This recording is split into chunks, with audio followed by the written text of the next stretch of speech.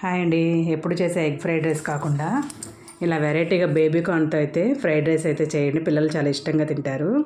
Daily మనం బాక్స్లోకి ఏదో ఒకటి వెతుక్కునే పని లేకుండా ఇలా నాన్ వెజ్ తిన రోజుల్లో ఇలా బేబీ కార్న్స్ పన్నీరు తెచ్చి పెట్టుకుంటే మనం ఎప్పుడు కావాలంటే అప్పుడు ఇలా ఫ్రైడ్ రైస్ చేసి పెట్టేయచ్చు. ముందుగా రైస్లో బిర్యానీ దినుసులన్నీ వేసేసుకొని కుక్కర్లో పెట్టేసుకోవాలి. తర్వాత ఇలా బేబీ కార్న్స్ మరీ పెద్దవైతే మాత్రం ఆఫ్ చేసుకొని కొద్దిగా 50% ఉప్పు వేసి 50% బాయిల్ చేసుకోవాలి. తర్వాత కొద్దిగా బియ్యం పిండి, కొంచెం కార్న్ఫ్లోరు, కారం, ఉప్పు, పసుపు, అల్లం వెల్లిపాయ పేస్ట్, గరం మసాలా అన్నీ ఉడికిన బేబీ కార్న్ పీసుల్లో వేసేసి మొత్తం అంతా కలుపుకోవాలి. ఒక కళాయి పెట్టుకుని డీప్ ఫ్రైకి సరిపడా కొద్దిగా ఆయిల్ వేసేసుకోవాలి.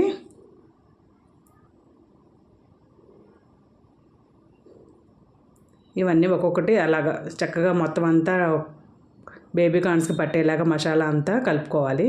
తర్వాత ఈ రైస్లోకి ఈ బిర్యానీ దినుసులన్నీ తీసేసేయాలి.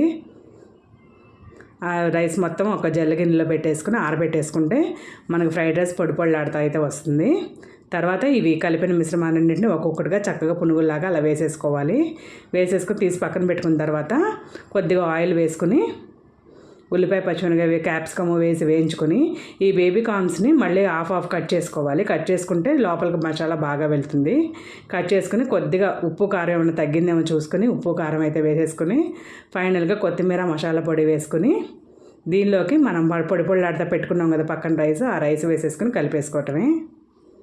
పిల్లల లంచ్ బాక్స్లో రోజు ఎత్తుకోకుండా ఒకరోజు పన్నీరు, ఒకరోజు ఇలాగ బేబీ కార్ను అలా వేసి పొద్దున్న ఫ్రైడ్ రైస్ చేసామంటే చాలా ఇష్టంగా తింటారు. చాలా టేస్టీగా అయితే వచ్చింది. వీడియో నచ్చితే ప్లీజ్ డూ సబ్స్క్రైబ్.